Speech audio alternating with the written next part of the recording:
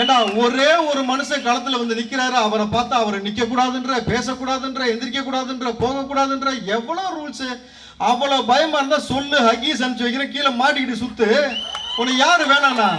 உனக்கு காலு கடகடன்ட்டு மூஞ்சிய முறைன்னு வச்சு நிக்கும் போது எங்களுக்கு தெரியும் நீ வெறும் நாய் சேகர்தான்ட்டு. புரியுதா? 2 வயசு குழந்தைய பாலியல் வன்புணர்வு பண்றான் திமுக காரன். அண்ணா யூனிவர்சிட்டியில போய் பாலியல் வன்புணர்வு பண்றான், அவன் யாருன்னா திமுக அனுதாபி. ஏர் ஹோஸ்டஸுக்கு போய் பாலியல் வன்புணர்வு பண்றான், அவன் யாருன்னா திமுக. பெண் காவலர்கள் இடுப்புல கையை வச்சு பெண் காவலர் மீது கை வச்சான், அவன் யாருன்னா திமுக காரன். எல்லா இடத்துலயும் திமுக காரனை பொறுக்கி மாதிரி வளர்த்து விட்டுட்டு தமிழ்நாடு முழுக்க இன்னைக்கு மாணவ பிள்ளைகள் போதையில அடிமைப்பட்டு கிடக்குறாங்க. 15 வயசு பெண் குழந்தை ஸ்கூல்ல ட்ரக் அடிச்சுட்டு வந்திருக்குங்க. எங்க தலைவர் நடந்தா அது ரேம்ப் வாக்கு, நீ நடந்தா டக்கு வாக்கு. நடக்கிறதுக்கே முடியல, துண்டை ஊட்டிட்டு ஓங்காலே அடிச்சுட்டு உட்காந்துருக்கான், போதையை போட்டு ஓன் கூட்டத்துல வந்து கலாச்சிட்டு உட்காந்துருக்கானுங்க. நீங்க அண்ணன் இப்ப சரி, அண்ணன் லேபிள் வந்து உனக்கு முடியாது, கிடையாது, தளபதி தான் ஆயிடுச்சு. அது அடுத்து என்னப்பா சொல்லுவீங்க? இளைய தளபதியா?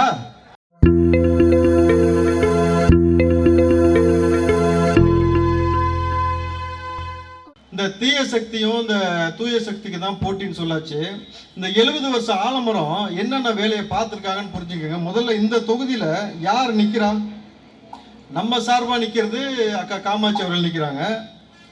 இந்த பக்கம் எந்த கட்சி நிக்குதுன்னு உங்களுக்கு தெரியும். அந்த கட்சியை பத்தி அந்த திமுக என்ன சொல்லி இருக்குன்றத பாருங்க. கட்சியின் தலைவரை பற்றி கேளுங்க. அந்த விஜயகாந்த் முன்னாடி பேரு எலிபத்த புள்ள மாதிரி கேக்குறாங்க. அவன் பண்ண பாட்டியாடி முன்னாடி பாடி மவள பண்ண கொடுக்குறான். எங்களுடைய தேர்தல் அறிக்கையை பார்த்துத்தான் எல்லா மாநிலத்திலும் வெற்றி பெறுகிறார்கள். எங்களை பார்த்து பயப்படுகிறது. ஓடி விட நிறைய பொம்பளைங்க உட்காந்துக்கிறேன்னு பாக்குறேன்.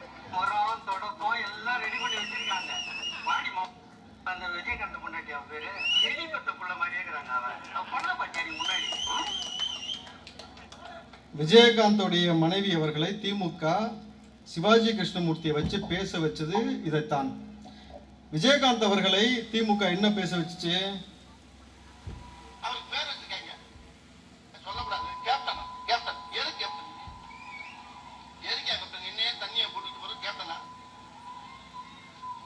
தண்ணியில மிதக்கிற கப்பலை ஓட்டவனுக்கு பேர் தான்டா கேப்டன்.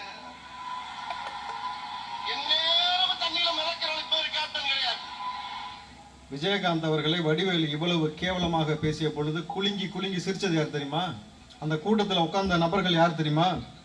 ஒன்று ஸ்டாலின், இன்னொன்று திருமா, அப்புறம் இந்தியன் யூனியன் முஸ்லீம் தலைவர்கள். இன்னைக்கு இருக்கக்கூடிய கூட்டணி கட்சி தலைவர்கள் அத்தனை பேரும் உட்கார்ந்து கேப்டன் விஜயகாந்த் அவ்வளவு கேவலமா அசிங்கமா ஆபாசமா பேசி அவருடைய துணைவியார எலி மூஞ்சின்னு சொல்லி பேச வச்சுட்டு இன்னைக்கு வெக்கம் இல்லாம 2 பேரும் ஒன்னா சேர்ந்துட்டு உட்கார்ந்துருக்கானுங்கனாக்கா முழுக்க முழுக்க பணத்திற்காகவும் பதவிக்காகவும் கேப்டன் அவர்கள் ஆரம்பிச்சு அந்த நோக்கத்தை மழுங்கடித்து விட்டு ஒரு கூட்டம் ஒரு பக்கம் உட்கார்ந்துருக்கு. இன்னொரு பக்கம் அதிமுக. செல்லூர் ராஜாவே பிஜேபியை பத்தி சொன்னது நீங்க ஒரு வார்த்தை கேட்டீங்கன்னாக்கா நம்ம அடிக்க வசதியா இருக்கும். இதையும் கேட்டுருங்க.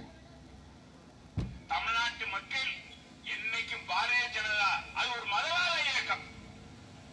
இன்னைக்கு மதத்தை சொல்லி மக்களை பிரித்து, ஜாதியை சொல்லி பிரித்து, மதத்தால் மக்களை பிரிக்கின்ற அந்த கட்சியை நாம் நுழையவே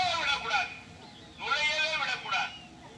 தமிழ்நாட்டு மக்கள் என்னைக்கும் பாரதிய ஜனதா அது ஒரு மதவாத இயக்கம். இன்னைக்கு இந்த 2 கட்சியும் பாத்தீங்கன்னா தமிழ்நாட்டை நான் மீட்ட வரேன், நீ மீட்ட வரேன்னு உட்காந்து 70 வருஷமா வீணையை வச்சு மீட்டின மாதிரி மீட்டினாங்களே தவிர திருட்டு பசங்க ஒழுங்கா ஆட்சி கொடுத்தோம் நம்ம இது வரைக்கும் மக்களுடைய பணத்தை திருடலன்னு சொல்றதுக்கு ஒருத்தருக்கா தைரியம் இருக்கானா? ஒருத்தருக்கும் கிடையாது. இன்னைக்கு தளபதி அவர்கள் திருச்சி போனாரு. சாதி மதங்களுக்கு அப்பாற்பட்டு தளபதி அவர்களை தூக்கி வச்சு கொண்டாடுறாங்க. அவர் சர்ச்சுக்கு போறாரு, கோயிலுக்கு போறாரு, மசூதிக்கு போறாரு. சாதி மதங்களை கடந்த இன்னைக்கு உலகம் முழுக்க ஒரு நபருக்காக வேண்டுதல் நடக்குதுன்னா அது நம்ம தளபதிக்கு மட்டும்தான். உலகம் முழுக்க நீங்க பாத்தீங்கன்னாக்கா சாதி மதத்தை தாண்டி ஒரு தலைவனை இன்னைக்கு தூக்கி வச்சு பொதுமக்கள் கொண்டாடுறாங்கன்னு நம்ம தளபதியை மட்டும்தான் கொண்டாடுறாங்க. அந்த பெருமைக்கு சொந்தக்காரர். இன்னைக்கு இந்த ஆலமுறை சொல்லுது நாங்க தமிழ்நாட்டை மீட்ட போறோம். நீ என்ன மீட்டினது வரைக்கும்? இது வரைக்கும் நீங்க எந்த யூடியூப்பை திறந்தாலும் என்ன பாட்டு வருது? ஸ்டாலின் தொடரட்டும், தமிழ்நாட்டை கொல்லட்டும், இந்த பாட்டு தானே ஓடிட்டு இருக்கு. இதை தாண்டி என்ன ஓடுது? நான் கேட்கிறேன், ஒரே ஒரு மனுஷன் தளபதி விஜய் அவர்கள் நிக்கிறாரு. திமுக பக்கம் 24 கூட்டணி, காங்கிரஸ், கம்யூனிஸ்ட், மார்க்சிஸ்ட், விடுதலை சிறுத்தை, தமுக, இந்தியன் முஸ்லீம், திக, வைகோன் ஒட்டுமொத்த பேரையும் வச்சுக்கிட்டு இந்த பக்கம் அதிமுக கொஞ்சம் வச்சுக்கிட்டு இருக்கு. அந்த பக்கம் ஆம கொஞ்சம் ஒரு டீம் ஒன்று உட்கார்ந்து இருக்கு. மொத்தமா பாத்தீங்கன்னாக்கா 40 கட்சி சேர்ந்து ஒரு ஆளை எதிர்க்கிறனாக்கா என்னுடைய தலைவனை தாண்டி தமிழ்நாட்டில் இது வரைக்கும் வரலாற்றில் அந்த மாதிரி எங்கேயுமே ஒரு சம்பவம் நடக்கல. தளபதி அவர்களை பொறுத்த வரைக்கும் அவர் சொன்ன ஒரே விஷயம் தான், நான் அமைதியா போறேன்னா அடிக்க தெரியாதுன்னு அர்த்தம் கிடையாது. நல்லா புரிஞ்சுங்க. தளபதி அமைதியா போறாருன்னா அடிக்க தெரியாதுன்னு அர்த்தம் கிடையாது. இன்னைக்கு தமிழ்நாடு முழுக்க இளைஞர்கள் யாரு பக்கம்டா இருக்கான்னா தளபதி விஜய் அவர்கள் பக்கம் நிக்கிறாரு. அவர் நினைச்சிருந்தாருன்னா இந்த ஆட்சியை 4 மாசத்துக்கு முன்னாடி முச்சந்தில கொண்டு வந்து நிப்பாட்டி இருக்க முடியும். மக்களை இளைஞர்களை தவறாக வழிநடத்தக்கூடாதுன்னு சொல்லிட்டு ரொம்ப பொறுமையா ரொம்ப நேர்மையா மக்களை வழிநடத்தி போயிட்டு இருக்கிறாரு. ஆனா ஆளாளுக்கு அவர் மேல அவதூறு பரப்புறது, இஷ்டத்துக்கு பேசுறது, ஒரு மேல பேசுறது. டேய் நீ சரியான அகம்பல, வா எனக்கு பதில் சொல்லு, நீ நம்ம 2 பேரும் பேசிக்கலாம். உலகத்துல இது வரைக்கும் நீங்க எத்தனை தலைவர்கள் இது வரைக்கும் இந்த சமூகம் கடந்து வந்திருக்குமானாலும் இந்த கடந்த ஒரு 5 ஆண்டுகள்ல நடந்த இவ்வளவு கேவலமான ஆட்சியை இவ்வளவு இது வரைக்கும் நீங்க எங்கேயாவது பார்த்திருக்கீங்களா? 2 வயசு குழந்தைய பாலியல் வன்கொடுமை பண்றான் திமுக காரன். அண்ணா யூனிவர்சிட்டிக்குள்ள போய் பாலியல் வன்கொடுமை பண்றான், அவன் யாருன்னா திமுக அனுதாபி.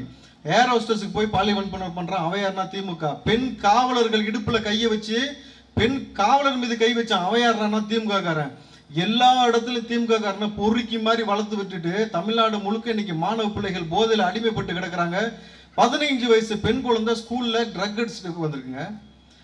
அதாவது கஞ்சா போதையில இருக்கு. நான் கஞ்சா விற்கிறேன்னு சொல்லுதுன பொழுது இவ்வளவு மோசமான ஒரு ஆட்சியை கொடுத்துட்டு அது எப்படி வெக்கம் இல்லாம நீங்களா ரோட்ல ஓட்டு கேட்டு வரீங்க? எப்படி எனக்கு புரியலையே.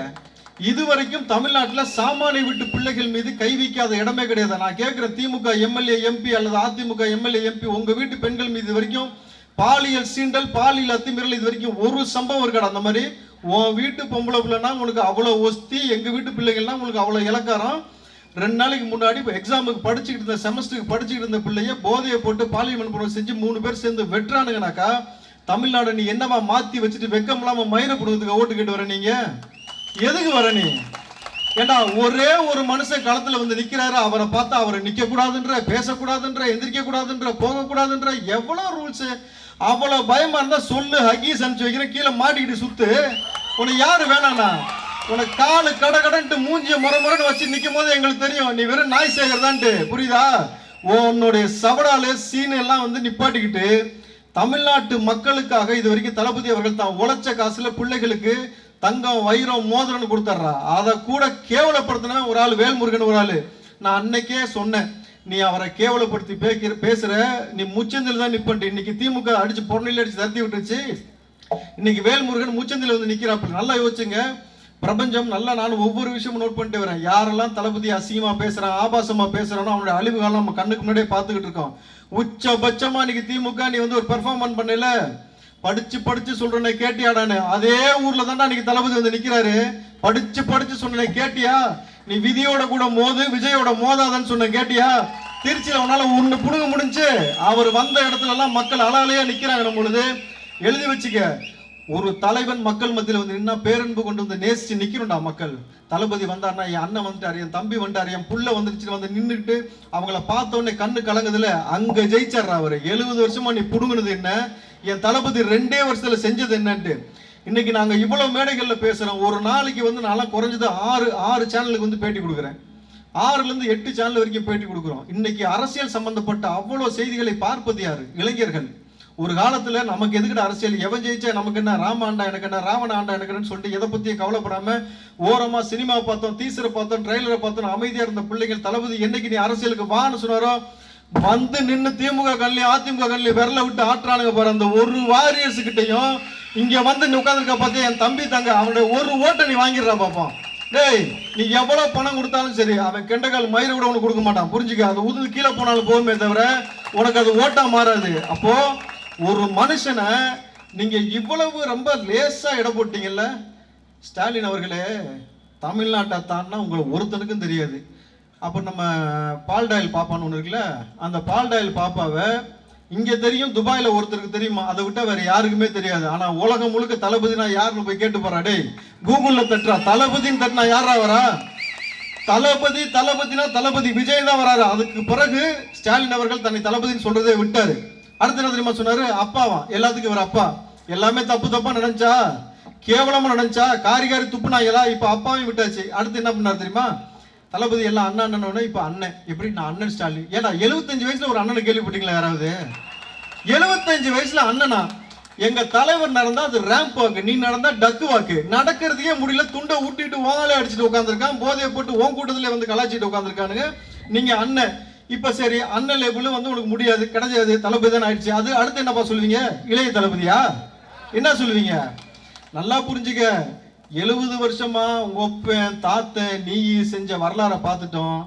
தளபதி விஜய் வந்ததுக்கு பிறகு ஸ்டாலின் அவர்கள் தன் மகனிடம் கூப்பிட்டு சொன்னதாக நான் கேள்விப்பட்ட செய்தி, மகனே ஒரு இளைஞர் கூட நம்ம பக்கம் இல்லை, இந்த முறை நம்ம ஆட்சிக்கு வர்றது கஷ்டம், பேசாம நீ நடிக்கவே போயிடுறியான்னு கேட்டிருக்காப்புல. அப்பா எனக்கு நடிக்கவும் வராது, என்னப்பா செய்யறதுன்னு உதயநிதி ஒரே புலம்பலாம். நம்மளாம் என்ன செய்யலாம் தெரியுமா? நம்ம டிவிக்கு சார்பாக நான் கொடுக்குற ஒரே ஒரு வாக்குறுதி முதல்வர் ஸ்டாலின் அவர்களுக்கு, பாவம் சொந்தமா கார் கூட இல்லாம கஷ்டப்பட்டு ஓலா புக் பண்ணி தான் போறீங்களாமே, நாங்க எல்லாமே என்ன பண்றோம், தளபதி ஜெயிச்ச ஒண்ணு தளபதி சொல்லி ஒரு கார் ஒண்ணு தர சொல்றேன், சொந்தமா உங்க பேர்ல கார் வாங்கி தர சொல்றோம். வாங்கிட்டு காசி ராமேஸ்வரன் போக விருப்பமோ இல்ல நித்யானந்தாவை பார்க்க போறீங்களா, அது உங்க சௌரியம். ஆனா தமிழ்நாட்டுக்குள்ள உங்களுக்கு இனிமேட்டு வேலை இருக்காது. ஏன்னா இளைஞர் படை தளபதி பக்கம் இருக்குன்னு பொழுது அன்பிரடிக்டபிள். இந்த முறை தளபதி சொன்ன மாதிரி இது கணிக்க முடியாத தேர்தல். கூட்டமெல்லாம் ஓட்டா மாறுமான்னு கேட்டானுங்களா, முட்டா போயிலுங்க. கூட்டமெல்லாம் ஓட்டா மாறுச்சுரா. பாண்டிச்சேரியில 91% போலிங் ஆச்சு. இது வரைக்கும் வரலாற்றுல அந்த மாதிரி ஆனதே கிடையாது. இது தளபதி அரசியலுக்கு வந்த பின் நடந்த சாதனை. இனி அரசியல்னால ரெண்டே விஷயம் தான், தளபதி வருகைக்கு முன் வருகைக்கு பின். அதே போல தமிழ்நாட்டிலேயே நீ பாரு, 90ல இருந்து 95% ஓட் போலிங் மாறி உன் ஆட்சியில விரல விட்டு ஆட்டி அதுக்கப்புறமேட்டு தளபதி தான் நிரந்தர முதல்வர் தமிழ்நாட்டில் உட்காந்து உங்க ஒட்டுமொத்த பயிலையும் ஓட விடல. ஒரே ஆம்பளை சிங்கமா நின்று மாநிலத்தில் மத்தியில 2 பேரையும் எதிர்த்து நின்று இன்னைக்கு இவ்வளவு இளைஞர் படையோடு நிக்கிறாருன்னா அதான்டா தளபதி. இந்த மக்களுக்காக எல்லாத்தையும் தூக்கி போட்டு வந்திருக்காதான் இன்னைக்கு மக்கள் எல்லாத்தையும் தூக்கி போட்டு இன்னைக்கு வந்து உட்கார்ந்துருக்காங்க. இவர்கள் கையில மாச கடைசியான ஒரு 5000 ரூபாய் கூட நிக்கல.